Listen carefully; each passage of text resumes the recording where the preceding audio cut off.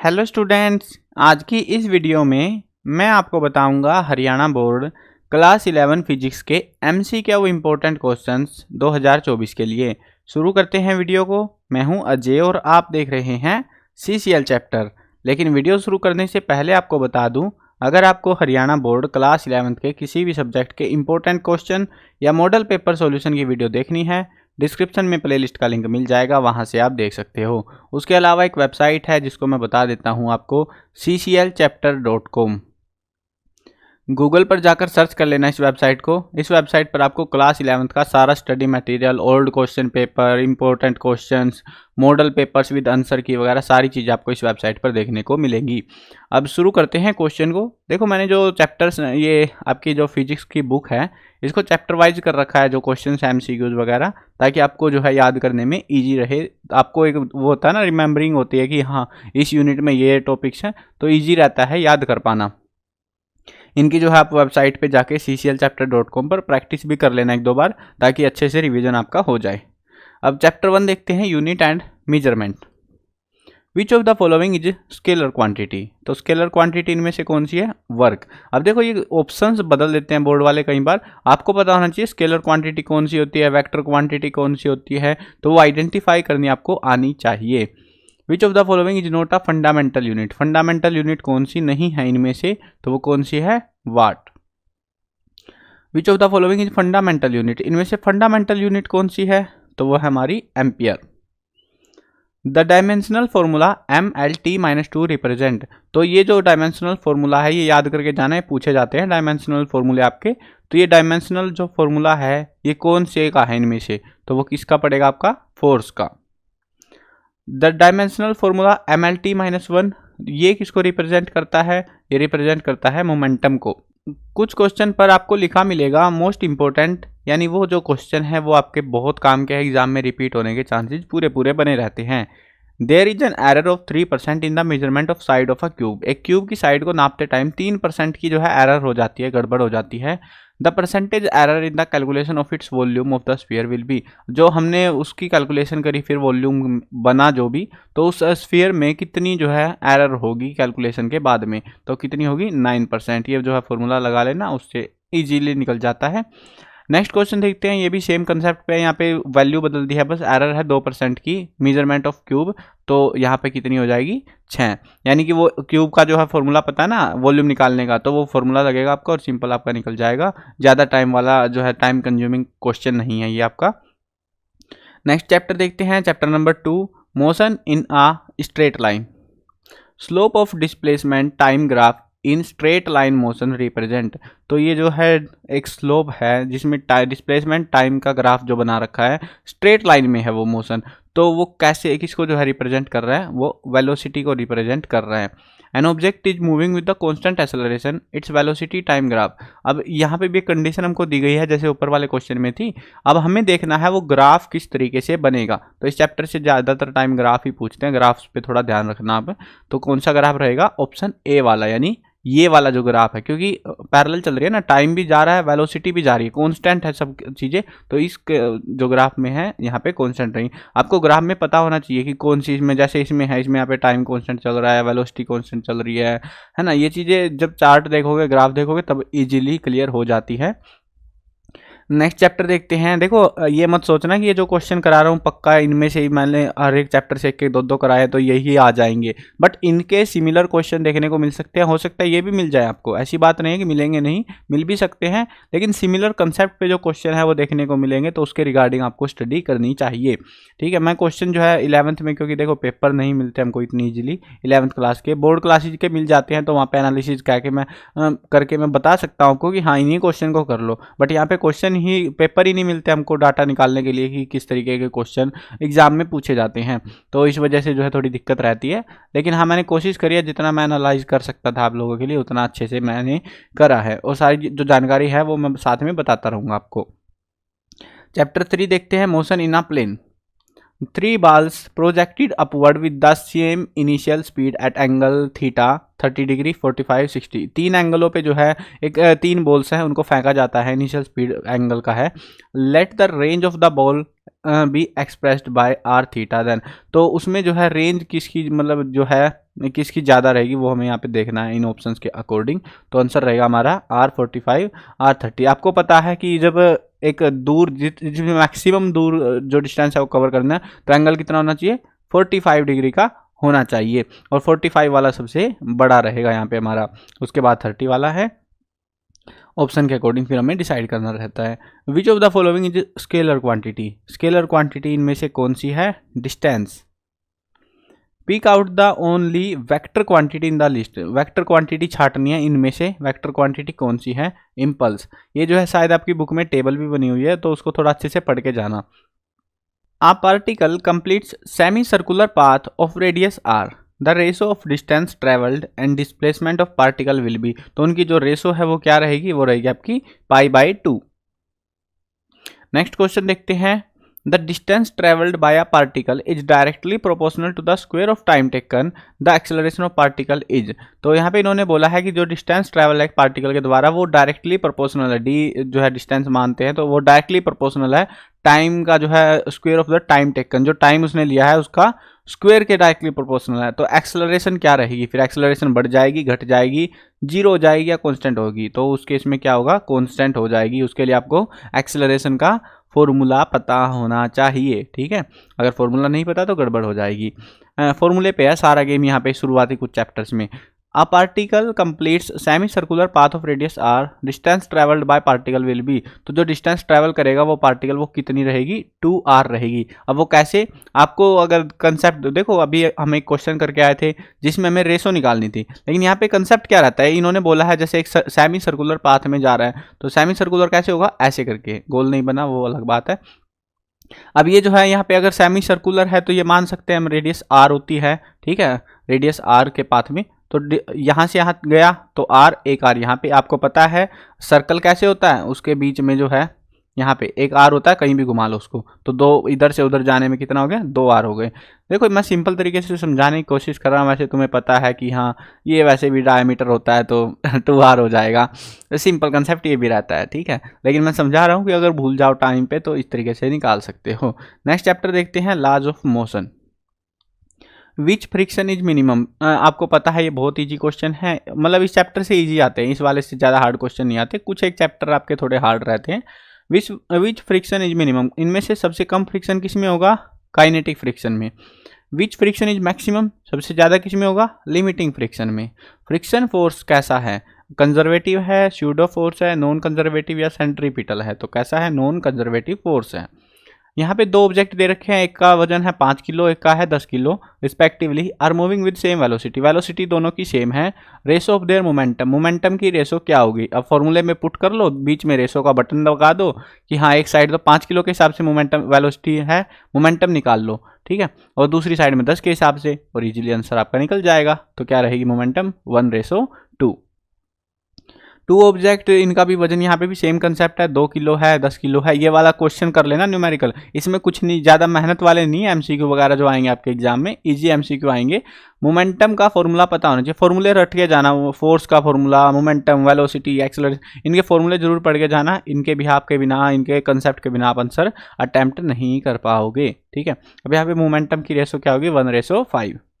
50 newton and 60 newton forces are acting on opposite direction at a point, their resultant force. देखो ये कह रहे हैं कि फोर्स लग रहा है, ठीक है, opposite direction at a point, एक पॉइंट है, एक साइड में 50 न्यूटन लग रहा है फोर्स उधर भगाने के लिए, एक साइड में 60 न्यूटन लग रहा है। अब बोल रहे हैं कि भाई बचा हुआ जो फोर्स है उस पर वो सरकेगा, तुम्हें पता है जिधर 60 लग रहा है उधर ही सरकेगा, लेकिन वो बोल रहे हैं कि कितना फोर्स उस पर लग रहा है नेट, तो सिंपल सी बात है, घटा दो 50 में से 60, मतलब 60 में से 50, तो 10 न्यूटन जो है हमारा बच जाता है। Two forces of 5 Newton each act at a point inclined at 120 degree with each other. The magnitude of vector additional of these forces is, तो वेक्टर ऑफ मैग्नीट्यूड निकालना हमको यहाँ पे, तो वो कितना रहेगा, 5 न्यूटन, 5 न्यूटन आपका रहेगा। इसमें भी फॉर्मूले वाला गेम था। नेक्स्ट चैप्टर देखते हैं, work, energy and power. The following particle are moving with same velocity, कुछ पार्टिकल है जो सेम वेलोसिटी से मूव कर रहे हैं, मैक्सिमम मोमेंटम हमको यहाँ पे निकालनी है कि कौन से जो है पार्टिकल की रहेगी, तो वो किसकी रहती है, अल्फा पार्टिकल्स की।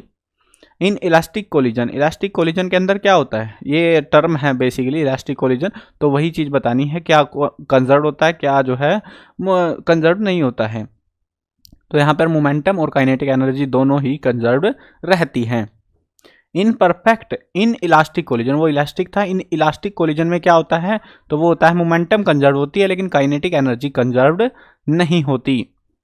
इन an elastic collision of two bodies which of the following physical quantities are conserved, इनमें से देखो दो इलास्टिक कोलिजन है दो बॉडीज के बीच में, तो कौन सी क्वांटिटी कंजर्व होगी, वही सेम कंसेप्ट अभी हम जैसे इस वाले में देख के आए हैं, इलास्टिक कोलिजन तो था, यहाँ पे दोनों कंजर्व है। अब ऑप्शन देखने आपको, ऑप्शन के हिसाब से डिसाइड करो क्या जो है यहाँ पे कंजर्व रहेगा, तो वो है यहाँ पे both kinetic energy and momentum. अब थोड़ा ट्विक कर रहे हैं, देखो ऑप्शन को ध्यान से पढ़ोगे क्लियर कर लोगे, कंसेप्ट क्लियर होना चाहिए कि हाँ कंसेप्ट नहीं क्लियर है तो तुम उलझ सकते हो, एमसीक्यू बहुत ईजी आते हैं नहीं तो। 1 kilowatt hour is equivalent to, ये जो है 1 किलोवाट आवर ये कितनी है, ये यूनिट में बदल लो, जूल में बदल लो इसको, और बदलने के बाद आपका आंसर आएगा 3.6 इंटू 10 की power 6। Which of the following is not unit of energy, इनमें से एनर्जी की यूनिट कौन सी नहीं है, वो है किलोवाट।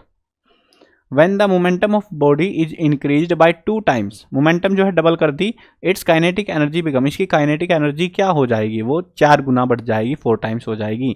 ये जो है ना फॉर्मूले पे है या डायरेक्टली प्रोपोर्शनल वाले कंसेप्ट से भी निकाल सकते हो। देखो इजी है, यहाँ पे सिंपल आपको फॉर्मूले पता है, बस वैल्यू पुट करो और निकल गया आंसर। ऐसे आएंगे एमसीक्यू बहुत easy. When the momentum of body is increase 3 times, kinetic energy कितनी हो जाएगी, 9 टाइम हो जाएगी। A body is initially at rest. It undergoes one dimensional motion with constant acceleration. एक डायमेंशनल का जो मोशन है वो मूव करती है, कांस्टेंट है एक्सेलरेशन, तो power delivered to it at time t is proportional to, तो वो किसके प्रोपोर्शनल रहेगा उस टाइम में, t के बराबर, t के जो है प्रोपोर्शनल ही रहेगा। एक फोर्स है 98 न्यूटन का, just able to move a block of mass 20 kilogram on a rough horizontal surface, तो वो जो है ब्लॉक ऑफ मास जिसका वजन 20 kg है, तो वो उसको मूव करा रहा है। कोएफिशिएंट ऑफ फ्रिक्शन यहाँ पे हमको दे रखा है, तो अभी हमको कैलकुलेट करना है, मतलब क्या कैलकुलेट करना है कि ये जो है इसको मूव कर सकता है रफ सरफेस पे, कोएफिशिएंट निकालना है जो कि हमको ग्रेविटी यहाँ पे दे रखी है, ठीक है। तो कोएफिशिएंट का फार्मूला लगेगा और आंसर आ जाएगा 0.5। A body is moving unidirectionally, चारों तरफ वो भाग रही है body, under the influence of source of constant power, its displacement in time t is proportional to, तो कितनी होगी वो t 3/2। नेक्स्ट चैप्टर देखते हैं, छठा चैप्टर है system of particles and rotational motion. इसमें पहला क्वेश्चन है the product of momentum of inertia and angular acceleration is called, उसको हम क्या कहते हैं, यानी कि इनर्शिया और एंगुलर मोमेंटम का जो प्रोडक्ट बनेगा मल्टीप्लाई करेंगे तो वो क्या बन जाएगा, हमारा टॉर्क बन जाएगा। टॉर्क का फॉर्मूला बेसिकली है torque is equal to inertia into momentum, है ना, वही तो होता है ना, सॉरी एंगुलर एक्सेलरेशन, तो वो जो हमारा टॉर्क हो जाता है। तो ये फॉर्मूले है सिंपल, फॉर्मूले पूछते हैं, हार्ड क्वेश्चन नहीं आता यहाँ पे कोई भी, या फिर ज़्यादा मतलब सोल्व करने टाइप के नहीं आएंगे, सिंपल आएंगे, वैल्यू पुट करते ही आंसर बाहर पड़ा मिलेगा आपको बिल्कुल। तो ऐसे क्वेश्चन देते हैं एमसीक्यू में। In considering motion of an object under the gravitational influence of another object, which of the following quantity is conserved? इनमें कौन सी क्वांटिटी कंजर्व होती है, angular momentum. Unit of moment of inertia in जो है SI system, तो क्या होगी momentum की unit, unit of momentum of inertia, तो उसकी यूनिट रहेगी आपकी kilogram metre square. If mass m, radius जो है r है, then momentum of inertia about diameter, तो मोमेंटम ऑफ इनर्शिया डायमीटर के अराउंड में कितनी रहेगी हमारी, 2/5 mr²। इसमें भी फॉर्मूले लगाने हैं और कुछ नहीं है, फॉर्मूला लगाते वैल्यू आंसर आ जाएंगे आपके। The linear acceleration of a body rotating about an axis with angular acceleration alpha, then, तो उस केस में इन ऑप्शंस में से क्या रहेगा, हमारा जो फॉर्मूला बनेगा वो रहेगा a is equal to r alpha. यहाँ पे है m is mass, r is radius of circular ring, momentum of inertia about axis and perpendicular to plane, तो वो उस केस में क्या रहेगा हमारा mr² हो जाएगा। Relation between the power p, torque t and angular momentum omega जो है यहाँ पे, तो उस केस में जो है क्या रहेगा, फॉर्मूला बताना है बेसिकली है और कुछ नहीं है, power equal to t omega रहेगा आपका। नेक्स्ट क्वेश्चन देखते हैं, द लीनियर वेलोसिटी v दे रखी है of body rotating about axis with angular velocity, then, तो उस केस में भी फॉर्मूला ही है। यहाँ पे देखो सीधे फॉर्मूले बन रहे हैं यहाँ पे, और कुछ अलग सीन नहीं हो रहा है यहाँ पे, तो एक आध वैल्यू अगर पुट करनी पड़ती है तो आराम से आप निकाल सकते हो, बस याद करके जाने पड़ेंगे आपको थोड़े से फॉर्मूले। नेक्स्ट चैप्टर देखते हैं ग्रेविटेशन, ये थोड़ा सा प्यारा सा चैप्टर है लेकिन थोड़ा अजीब सा भी है। Does the escape speed of a body from the earth depend on, किसके ऊपर डिपेंड करती है? मास पर, location from where is projected, direction of projection, height of location from where the body is launched. तो किस पर depend करती है? वो रहेगी कहाँ से उसको लॉन्च किया जा रहा है, हाइट ऑफ लोकेशन, कितनी ऊंचाई से लॉन्च कर रहे हैं उसको। Body enter in the gravitational field of earth from external atmosphere, बाहर से जो है कोई बॉडी अर्थ के एटमोस्फेयर में एंटर करती है। The potential energy of earth body system, तो उसका क्या हो जाएगा, मतलब अर्थ पे आई जब वो बढ़ जाएगी, घट जाएगी, कुछ नहीं होगा, तो क्या हो जाएगी, घट जाएगी। इसमें क्या होता है, पोटेंशियल एनर्जी और काइनेटिक एनर्जी का कंसेप्ट पता है ना, जब सेंटर के पास आती है तो कौन सी घटती है कौन सी बढ़ती है, वो वाला कंसेप्ट है ये। ग्रेविटेशनल फोर्स ये क्या होती है, कंजर्वेटिव फोर्स है, pseudo, non pseudo, none of these, तो कौन से फोर्स है, कंजर्वेटिव फोर्स है। Kepler third law related to planetary motion, Kepler third law पूछा गया, फॉर्मूला बताना है केपलर थर्ड लॉ का, तो वो है टी जो है प्रोपोर्शनल है R3/2 के। चूज द करेक्ट अल्टरनेटिव, इसमें जो है करेक्ट अल्टरनेटिव आपको चूज करना है, जो सही ऑप्शन आपको लग रहा है इनमें से। Acceleration due to gravity increase with increasing altitude, acceleration due to gravity increase with increasing depth, यहाँ पे अज्यूम भी करवा रहे हैं हमसे कुछ ये। Acceleration due to gravity depend on mass of body, formula GMM bracket में 1/R2 - 1/R1 is more accurate than the formula mg/R2 - R1 for the difference of potential energy between 2 points. तो इनमें से कौन सा आंसर रहेगा, answer D रहेगा, जो कि ये वाला है हमारा। नेक्स्ट क्वेश्चन देखते हैं, time of revolution around the earth of communication satellite in set 11B, ये एक सैटेलाइट है हमारी, और इसको जो है रिवोल्यूशन का जो टाइम पीरियड है वो कितना है, वो है हमारा 24 आवर्स। कम्युनिकेशन सैटेलाइट है जो कि।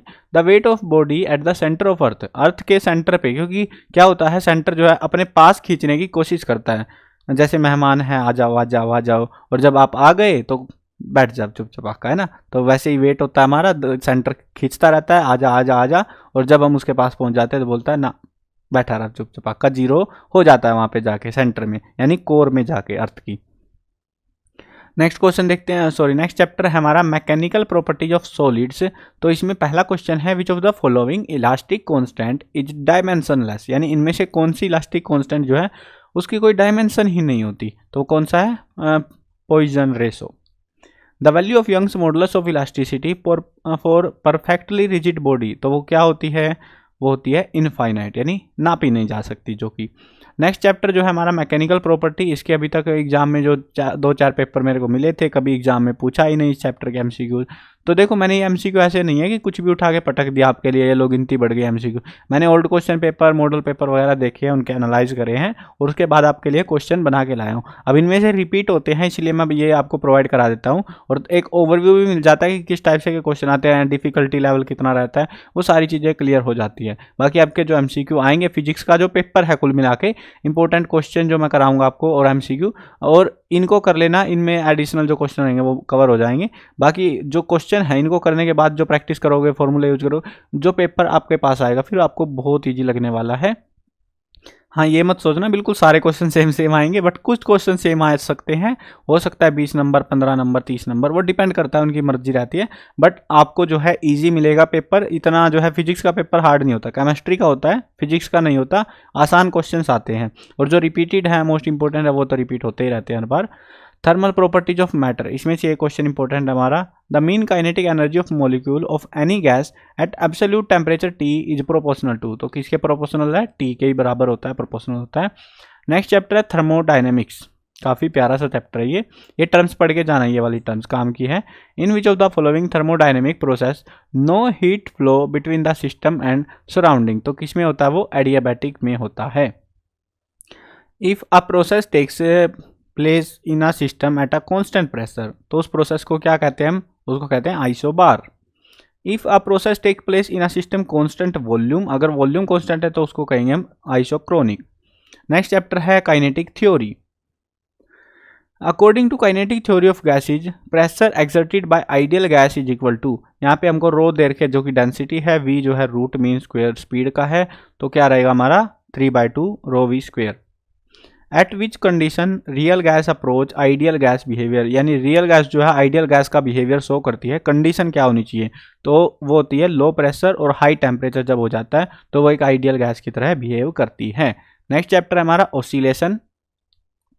The time period of a particle executing simple harmonic motion is, तो क्या होता है टाइम पीरियड का फॉर्मूला पूछ रखा है हमसे यहाँ पे, t is equal to 2 square root displacement upon acceleration. The potential energy of a particle in simple harmonic motion at a distance x from the equilibrium position is, तो क्या होगा वो होगा half mw square x square. A body of mass m is moving on a circle of radius r with uniform speed v। Centripetal force निकालना है, formula लगा और बता दो, फॉर्मूला ही पूछ रहे हैं वैसे ये, M V square by R. Next chapter देखते हैं, लास्ट चैप्टर हमारा वेव्स वाला। इसमें से एक ही क्वेश्चन है, one end of the strength, यहाँ पे न्यूमेरिकल टाइप का आएगा इसमें से अगर देंगे या फॉर्मूला टाइप का। String of a length L is connected to particle of mass M and the other to a small peg on a smooth horizontal table. If the particle moves in a circular circle with speed v, the net force on the particle directed towards the center जो कि है is, यहाँ पे t जो है tension of string दे रखी है, तो अल्टरनेटिव चूज करना है कि क्या होगा हमारा आंसर, तो वो रहेगा हमारा t ही रहेगा इसका आंसर। तो ये मैंने कुछ एमसीक्यूज करा दिए हैं, बाकी जो आपका पेपर है वो इजी आएगा। कुछ क्वेश्चन है जो रिपीट होते हैं, जैसे बर्नौली थ्योरम हो गई या कुछ क्वेश्चन है, इंपॉर्टेंट क्वेश्चन की वीडियो और देख लेना, उससे आपको क्लियर हो जाएगा, इनकी प्रैक्टिस कर लेना। उसके साथ में बताता हूँ, देखो ये क्वेश्चन आपको लगेंगे सर ये तो बहुत कम है, इनसे क्या होगा, इनमें से कितना रिपीट हो जाएगा।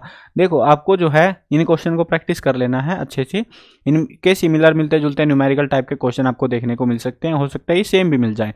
और उसके अलावा जो है टेक्सचुअल क्वेश्चन अब जो है आपको पढ़ लेने हैं, कंप्लीट जो है फिजिक्स के टेक्सचुअल क्वेश्चन में से काफ़ी सारे क्वेश्चन देखने को मिलते हैं, टेक्सचुअल और इंटरनल क्वेश्चन, खासतौर पे जो न्यूमेरिकल वगैरह आते हैं ना फिजिक्स में, वो इन्हीं क्वेश्चन में से आते हैं, बाहर से कुछ ज़्यादा नहीं देखने को मिलता हमको, तो इनको थोड़ा अच्छे से जो है आपको पढ़ के जाना चाहिए, ठीक है। बाकी आपकी मर्जी है आप कितना पढ़ते हो क्या पढ़ते हो, मैंने आपको जो गाइडेंस बतानी है, जो चीज़ें बता सकता हूँ वो वही बता सकता हूँ मैं, तो है ना, आपकी हेल्प के लिए, ताकि आप जो है अच्छे से पढ़ पाओ, अच्छा आप एग्जाम में स्कोर कर पाओ।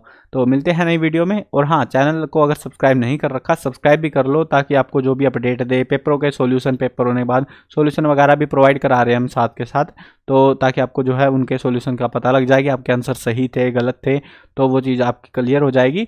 तो इसीलिए जो है चैनल को सब्सक्राइब कर लेना, बाकी अपडेट वगैरह मिलेंगे, जो भी रहेगा सारा इसी चैनल पर मिलेगा आपको। मिलते हैं नई वीडियो में, बाय बाय।